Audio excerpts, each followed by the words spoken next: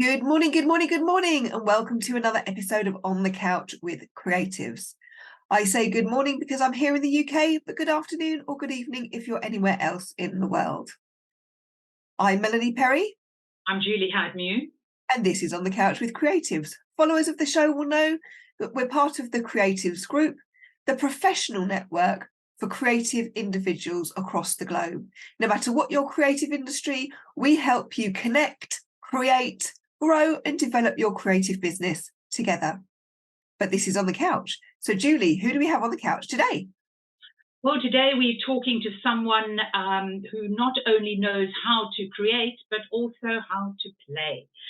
Thorbjørn Lynggaard Sørensen is in the gaming and IT industry, and he's an encyclopedia on design principles, historical influences, and current trends.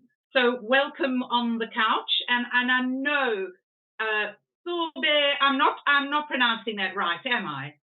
I would say you are, because I think like through my life I've heard this pronounced in a million different ways. But I'm my grandfather is who I got my name from, and he's from Norway, and so the right name or the right way to pronounce this is Thorbjørn Lynggaard Sørensen. That's I'm not even going to attempt to pronounce that. Because with Bjorn Borg, we go Bjorn Borg, don't we? So you go? Yes. Thorbjørn. That's a Danish way of saying it. Oh, so you don't go Thor as in the god? It is Thor as in the god. That's the main. So Thor means Thor, the god of thunder, and Bjorn means bear. So it's kind of like two power words just put together, and then you have the name Thorbjørn. It's a powerful name. Love it. Yeah. Well, thanks for coming on the couch with Creatives. So let's start from the very beginning, because I'm assuming you started playing video games when you were at your mother's knee. Is that correct? Yes. I don't like that question, and mostly because it makes me feel very, very old. Every time I talk to anyone about this, I was like, my dad bought a computer when we were very small, and we used to play, you know, a game called Lunar Lander and some other games that I can't remember the names of because but these were just dots and things. So from the very, very beginning, I guess, early 80s, I was sitting there and just playing games on my dad's computer, and just loved it ever since then. So that's my beginning. So you spent a childhood playing games? Yes. I like sometimes the funny thing is, because healthy kids are outside playing. And so for me, I hated good weather, sunshine and stuff, because that meant that I had to go outside and I couldn't sit and play. So I really love the rain because then it's allowed to sit on the inside and just play games. Yes. When you were young, you just touched on the games that were around then were quite inferior considering what the kids are playing now. So what was it about those dots and those moving things that had you so enthralled? I think so if we talk about design in general and how design is influencing the way that games have been developed over the years, there's without getting into too much technical detail, the essence of what a game was then is still what a game is now. And it plays heavily also on generally how games like board games, but also entertainment in general is working. And so I am by trade a designer, with a huge interest in game design because it's just the most amazing thing in the world. But what happened back then and what's happening right now is that, of course, everything developed quite rapidly. And so just a key point that you can see is that back then you would have merciless games, right? You would have 3 lives, you would die, and then you would have to start over. And you rarely see that in games nowadays because the way that we think about how to develop games is different. However, there was some value to it, and part of what makes a game is that emotion that you get in when you win something, the risk and reward kind of thing. That the slot machines play on that, general games play on that, but also entertainment, like when you watch a movie, plays on that emotion that you get of, this is dangerous, and then you overcome that problem. And that part of games has been consistent throughout, and is still there. It's you overcome an imaginary obstacle that appears to be dangerous, or difficult. And I guess what games does better than anything else is to hit that sweet spot where things are just difficult enough for you to accomplish it, so it feels like a struggle, but not too much. And that's the refined bits about game design throughout the years. The difference, if I think about how it was when I was a kid and how it is now that I'm an adult, it's that sweet spot has gotten better. You So think it's more of a challenge? The game yeah, so is more of a challenge than yesteryear.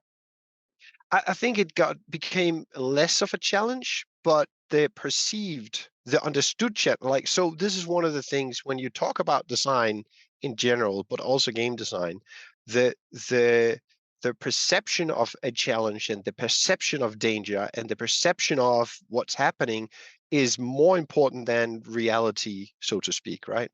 And so, for example, if you die in a computer game, you don't really die. And we logically understand that, but at the moment it feels like it's like, this is dangerous, and you get that danger feeling, and you get all tense because the race is so close. There's a guy called Mihaly Csikszentmihalyi who wrote it's like, you probably heard about the whole concept of flow, right? You're in flow when you're working. That whole theory of experiences and how you obtain an optimal experience comes from this guy, which is heavily used in game design, also in other types of design. It ties into that if the skill of a person and the challenge or perceived challenge of that person, or the activity is equal, or a little bit more difficult than you think you can do, then the experience you get is good.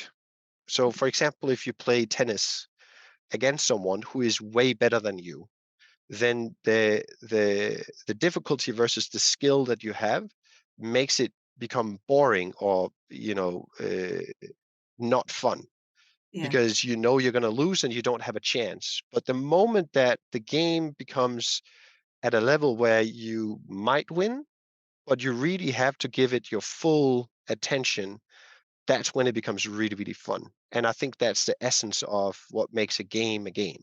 So just following on that theme of difficulty and danger and making it exciting, a lot of games now are monetized quite heavily. And Yeah. in the olden days, like you say, you had a life, you lost it, you had to get to certain levels on a certain amount of skill, whereas a lot these days it seems that you can buy extra lives, you can buy extra tools. My son, who is absolutely mad about Roblox, can't get him off Yes. it, and he gets really invested when you were saying earlier, and he's like, and he gets quite emotional about it. And then, mummy, can I have some Roblox? Like, his pocket money is Robux. If he Yep. does well and cleans his room and does all his stuff, then rather than giving him money, I'll give him virtual money, and he can help him get to the next level, or buy a boat or a enchanted creature, Exactly. whatever you want. Do you think that takes away from the gameplay or adds to it? Oh, that's a amazing question. So, and also a very difficult question. I think, like, so it ties into, so there's different ways that we can like, I'm sorry I'm looking away from you, it's just because I'm thinking, because these Okay. questions are really difficult. so so there's different ways of approaching this, right? So if we just take the game of a slot machine, is without payment that game wouldn't be interesting. And there's, again, we go back to the risk and rewards. You put, 10 cents or whatever you put in, and then you pull, and then there's a chance that you will win something. And that like what makes that exciting is the probability that you will win something. And so they monetize that emotion, and that's why it becomes, it's like there's some mechanics in that makes it addictive, which is the randomness, the the release of dopamine when you win, and then they set the frequency of how often you win so that it's enough to keep that. It's like, so there's a very, very specific task. So the point, I think, is if it's used right, it doesn't necessarily need to destroy or make the games worth less. If used wrong, it it it will destroy. So different examples of, like, so now we just talked about the core mechanic of addictiveness and how risk and reward and how you can monetize that in terms of advertisement in games, for example. Let me. Okay, I'll take one step back and just talk about general design. So it's like in design, we have something called dark design patterns. And dark design patterns is patterns that are designed to make people do things that's not beneficial for them, right? So in general, design is the essence of design is to improve people's lives, right? So when I design something, I do it to improve whoever is going to use this object's life, make it better. Dark design, if you use the same mechanic, but the intent of what you do is to make people do things that does not benefit them. Let me come with an example. So in the subways of Copenhagen, they don't want the homeless people to sleep on the benches. So they want them to go out of it. So, but instead of solving the problem with homeless people, they put up benches that you can't sleep on, right? And so that's a dark design pattern. You change design to make people's life, less good.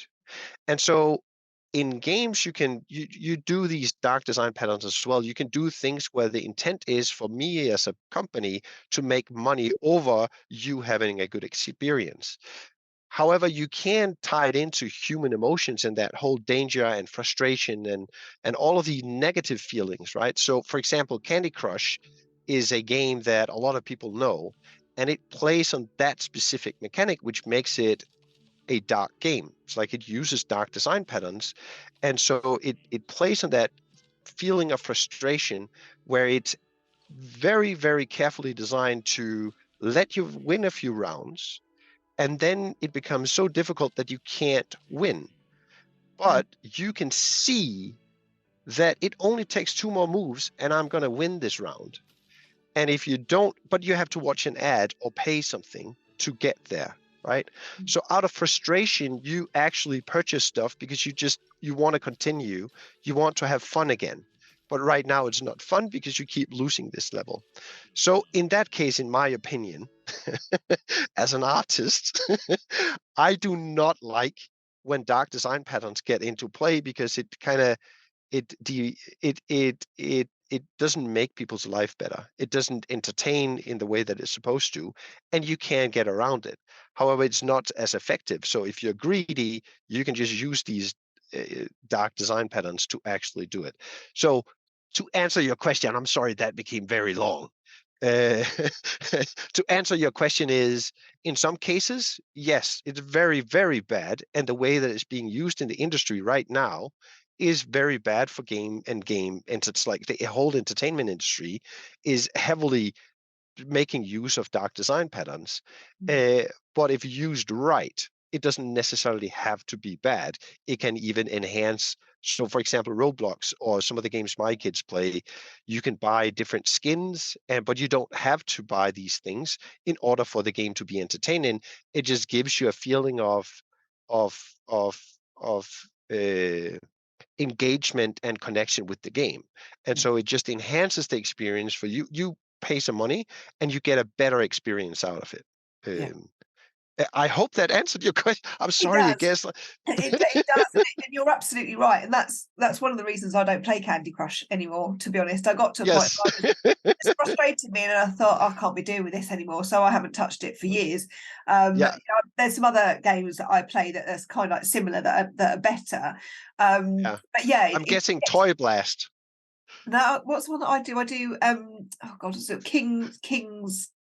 Oh, yeah. The one where you have these puzzles and you have to, Yeah. yes, So right. I do that one, and various word puzzles and stuff. But it's if it gets to a point where I feel like I'm being manipulated, Yes. I will come away. Yeah. Because I don't like that. And most people do that. And so the trick is, if you want to do really bad dark design patterns, is that you don't want to feel that you're tricked. You want to feel that it's okay that they charge. It's like they also have to live and stuff like that.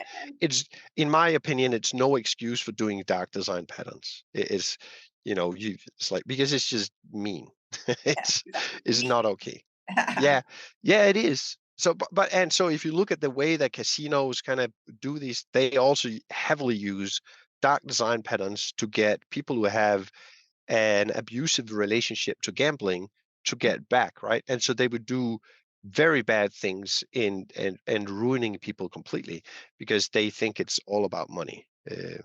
But Yeah, and it's yeah, interesting you say that, and it's interesting for us to learn a bit more about dark design patterns, because when people get addicted to gambling and things like that, the person thinks it's their fault, and yes, actually it's not necessarily their fault that no, absolutely they're not. into this, that they're actually being manipulated down the line through the dark game design.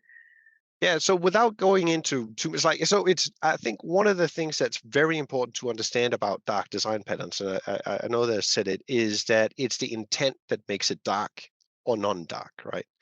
So the intent of what you want the user to actually do and get out of it is what makes it. So you can use frustration tactics in order to make a game more pleasant and more fun and more, but it just enhances the person's life, and you can use the same tactic to make them pay money, and then don't make the game better, right? So it's all about intent.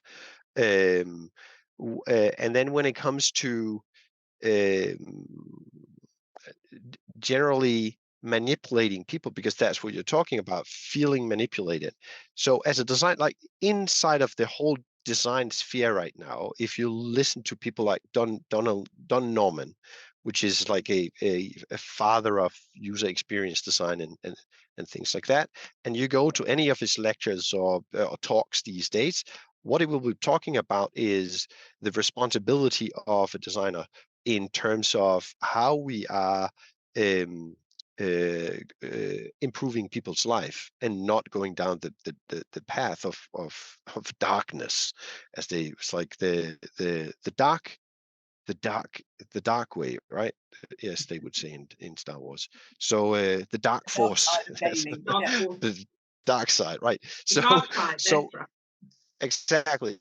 And so the reason why he's talking about that is that human beings are fantastically easy to manipulate. It's very, very, very easy to get people to do stuff. And the essence of design is to make people do stuff. And now the more we learn about how you get people to do stuff and do specific things, and there's a reason why you can get a lot of people to believe something that's completely mad, uh, and still people believe it. And it's not anyone's fault. It's just the way that humans are and the way that our mind works. And as a designer, you have a responsibility to use that to do good in this world. And I think that's what Don Norman is talking about. That's a general trend, and that's why dark design patterns in general, it's about intent. What do you want people to do, and is it good for them or is it good for me? And I just like, now I feel I'm a little bit afraid of not answering your question, because I get like, typically I'll just go out on a tangent, because these things interest me so badly. But it's a big Did question. you learn about all this at university? Because you have a degree in digital interactions design and game design. I didn't know you could Yes. get degrees in that. Ah, yes, yeah. So, but this is many years ago, and I think the education is changed a little bit. But here in Denmark, at least, we have a school of design. I think it's right now it's called the Royal Academy of Architecture Design and entertainment or something like that. I can't like it. It's an artistic institution, so it changes names once in a while. Uh, and so you end up with, I have a bachelor and then I have 2 years. So I studied 5 years at the the Royal School of Design here in Denmark. And Um, did you have to study human psychology as part of that? Because when we talk about designers, we tend to think of yeah, artists and creators, but as you're saying, the whole thing around game design is mapping out a journey of the behavior or the behaviors of the characters and the behaviors of the gameplay of what you want them to do throughout yes. the And game. what you want them to feel as well, right? What do you Yeah. want them to do and what do you want them to feel, right? So at the School of Design, I learned a little bit of we have like something called design theory, and in general it's a general approach about how we see the world and how it works. It's like how human works and how the world works, right? And so uh, design in its essence is a relationship between a person or an actor and an object in an environment. And if we don't understand these three, we can't do design, right? So a person, like if I design an object for you, I have to understand the context and the environment you're in when you're using it. I have to understand you, and I have to then understand how do I create that object that makes you do what you want to. That can be a game. So that's part of the education, was to understand these general ideas of color theory, about how the world works, how people work, how objects work. And then there's a practical bit where we do a lot of practical thing. I think for the most part, as it is with any universities or education systems, in my view, uh, I think what you learn at these schools is more important than anything in this world, and that is learning to learn, or learning to obtain new knowledge. Because the school is just 5 years, and if you think you take an education and then it's like you're done with it, it's just the tip of the iceberg. It's the start of something. So I would say most of what I know about design I obtain, by reading, investigating, seeing, listening, and just doing design in my everyday life all the time. And it just it's like that constant, knowledge seeking thing is just, I would say, very important in most. So when I hire up, it's like I'm head of a design department in a company where I have a design team, and whenever we hire new designers, this is one of my primary requirements for anyone who wants to work with design, is the curiosity and desire to learn and new things is extremely important when you work. So, so I guess, yeah, to answer your question, let's just get back to it. Did you learn all this in the design school? The answer is no. I learned some of it, and I learned the basic principle about how to learn things about design. So it gave me a very good start, I think. Well, I have a degree in journalism and communication, and what Yes. I learned at university was that much compared Yes. to what I learned on the job. Yes, exactly. And I think, and so I think often it's like people perceive that you have to learn about journalism in journalism school, but you don't. Really, in my opinion, at least. You have to learn how you learn about journalism, so that when you get your job, you're just going and you're ready to just obtain new knowledge, and you understand how to research, you understand how to read, you understand the basic principles. But at least for this, I don't know journalism, but I'm guessing it's the same as design. What you learn in design school is just minimal compared to the field of journalism or design that you have to learn in the end. But you spent 5 years learning all that minimal Boy, knowledge. yes, I did. And I spent a lot of, like, I was very, what do you call it, knowledge hungry, extremely, and I still am. But when you find your call, at some point when I was a kid, I loved animals, and it's like I use all of that knowledge that I obtained as a kid. I had quotas on how many books about animals I could borrow at the library because my mom just like hated it. I would just read and read and read, and I just loved it. And then puberty came and stuff happened in my life, and you know how it is. Your brain kind of turns off for a while, and then you recover after it, right? And I realized that I shouldn't. That was not my call, and I wandered around for a few years, not really knowing exactly what I was supposed to do. And it's like I worked on a farm. I did a lot of different things. The great thing about that is that now, as a professional, I use all of that knowledge. I use my knowledge about animals is just the animal and nature, the all of these things that they can learn us about how it's like evolution and animals are just perfectly designed. It's like there's some very, very interesting things that you can grab from that. And so I guess what I'm trying to say is I stumbled a lot, and then all of a sudden I just found my calling. And I dream about design. It's I too love it. much sometimes. Oh, Yeah. no, I think it's wonderful. I mean, technology has come on vastly, so the Yes. design and the avenues for imagination in new games is Yeah. really quite wonderful, and the graphics and I mean, it can be a really, really immersive experience these days, especially with the virtual reality and all that kind of stuff. Where Yes. do you think that it will go in the next 20 years? So I think like it's a very interesting point, right? So it's like if you watch an old Disney movie. So it's like again we're back at perception, and I think one of the things that how do I answer that question correctly or right? Because like again it's a difficult question. Uh, the the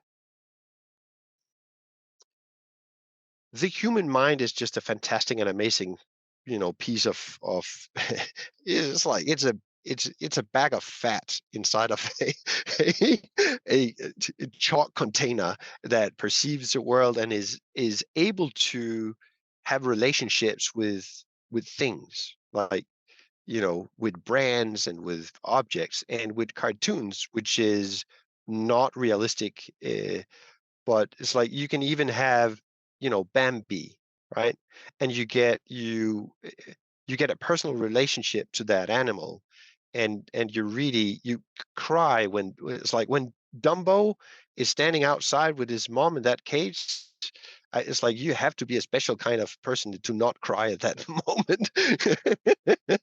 It's a horrible, uh, but they're not people, and they're not realistic drawing. So I think there's a whole side to the storytelling and I think that's when we talk about all of these technologies and what they can do.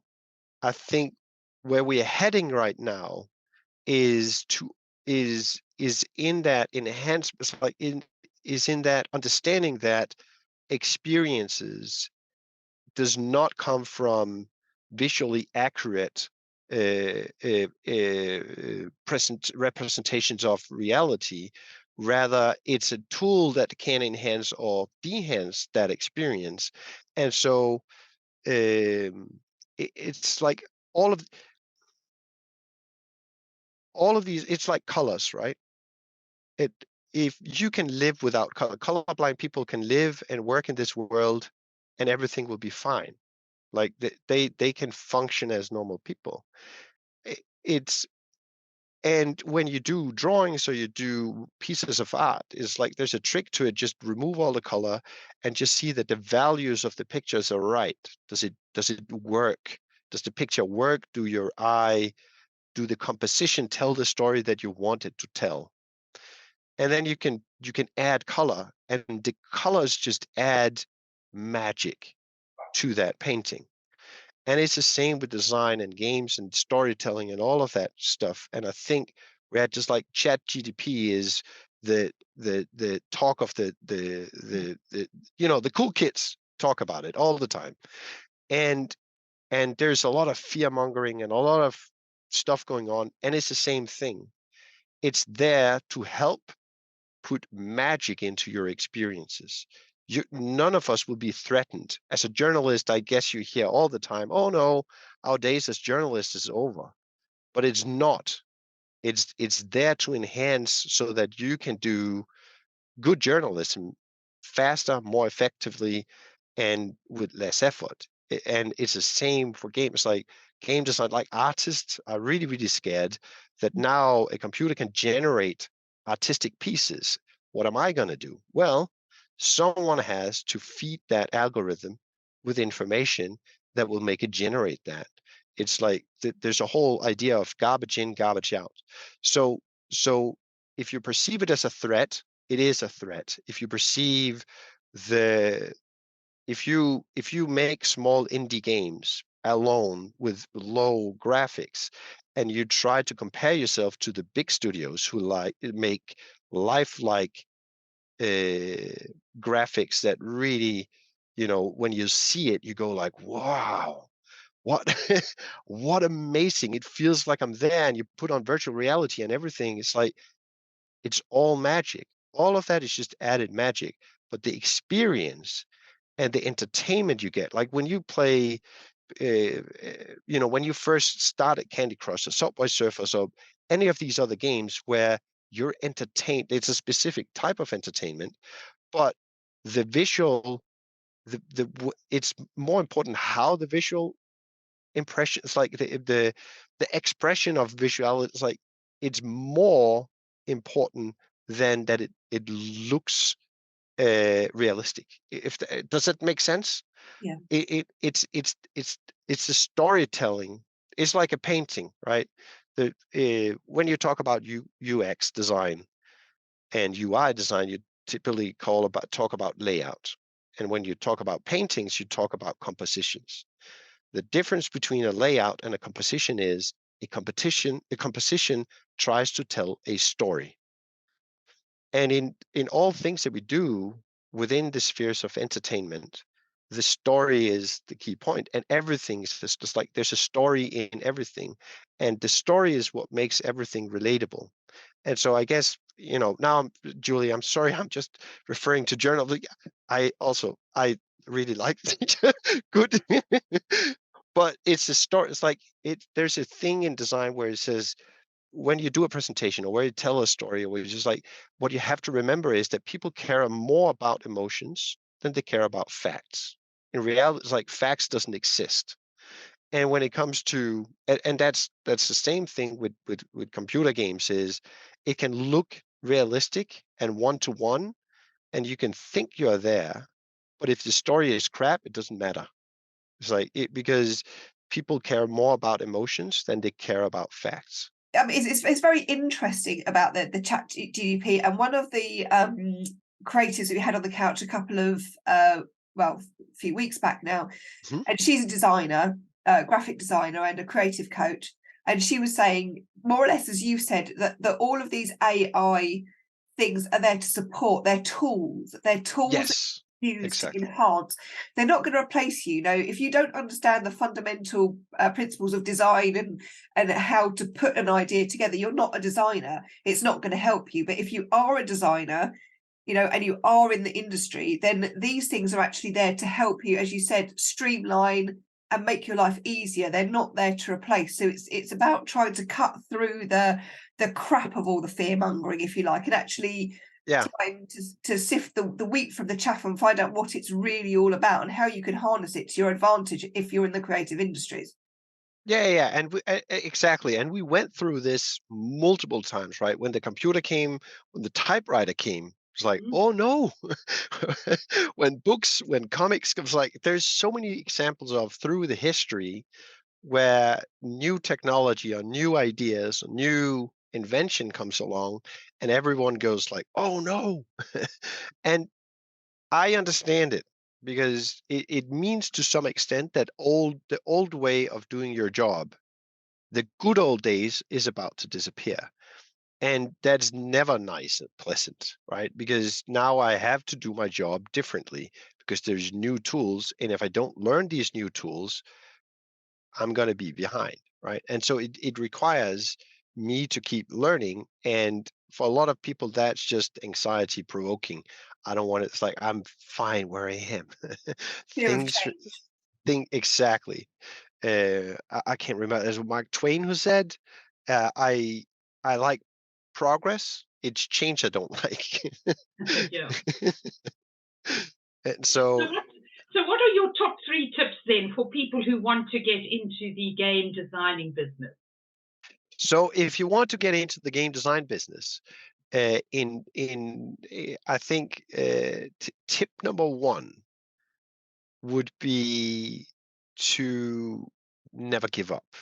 Right? Don't give up because I think game, especially if you're an independent small one man army, then the struggle will be real. But it's a passion, and I think when I got into the game industry in the very very beginning, the fear of s- that there's just a bunch of people standing there and want to do the work for free because they can, and they're so passionate about game, which almost everyone in the game industry is passionate, that they're only there because they're passionate about it. But don't give up. It's like that's my first advice, because it's like eventually you, you will get there. It sometimes it just takes a while, because it is such a passion driven field.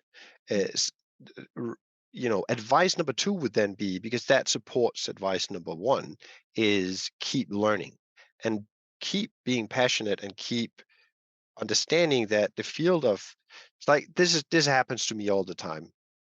I learn about something new and I open Pandora's box, and it's like it's a world of wonder, but also scary, very, very scary, because there's so much you don't know. And you can just see the whole palette of everything you should know as a designer, and there's no way you can learn all that. It's like, in my lifetime I will not be perfect at this trade because there is so much.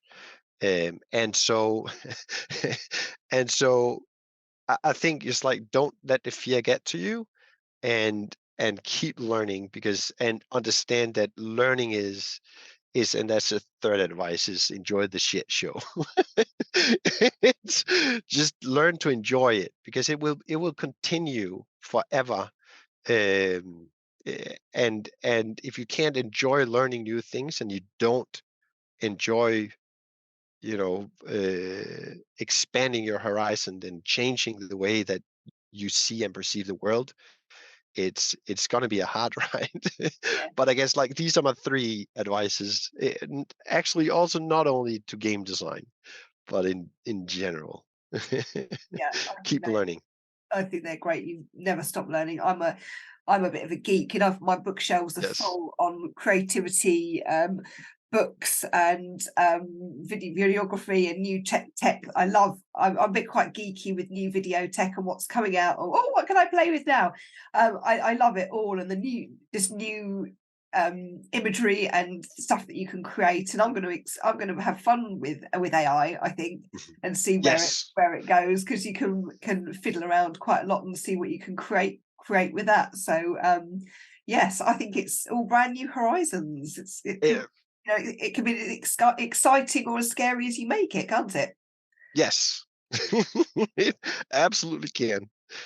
Right, So, we are at that point in our show where we are going to play the values jam. I've been quietly shuffling the cards, This is the on the couch part of the on the couch, Thorbjørn, where we'll All right. So now we're on the your couch. psyche. I'm gonna sit a little bit more comfy. So we're going to ask you to pick a card which will have a value on, and then we will talk about that value creatively. So just All tell right. me stop. When Stop. you pick Stop. a card. Right. What have we got? Oh, this is quite a good one for you, actually. We have got the value of. It was upside down. Well-being. Oh, well-being. Oh. Yes. Oi, oi, oi. So we're going to ask you creatively about well-being. So, Thorbjørn, what does well-being mean to you? What does it look, feel, and sound like? Look, feel, and sound like. The sound is laughter, I would say. I like that. I think that's the immediate thought I get when it's like feel. Well-being is feeling calm and not necessarily confident. Like I'm, but calm about calm and curious, I guess. Because through curiosity and through calmness and just understanding that everything will be okay. It's like if you have that understanding and that emotion in your chest, it's like everything is going to be okay. It's going to be fine. And because that's empower you. It's like for me, design is well-being and being creative and coming up with new. It's like there's nothing that should be my wife's laughter. That's the only thing I like, and my children's laughter. Oh, But that's like that is well-being is like that creative. Whenever you create something, uh, and so that's the emotion. It's like when I think about design, I feel well. oh, I Uh, love that.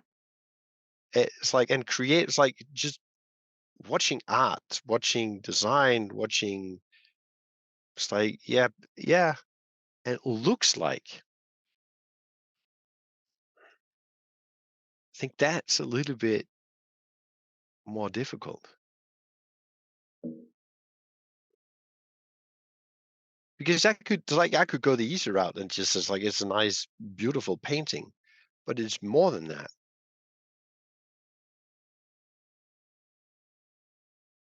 Oh, what do you think it looks like? To me, it's just sinking back into a marshmallowy duvet. Ah, right. Yeah.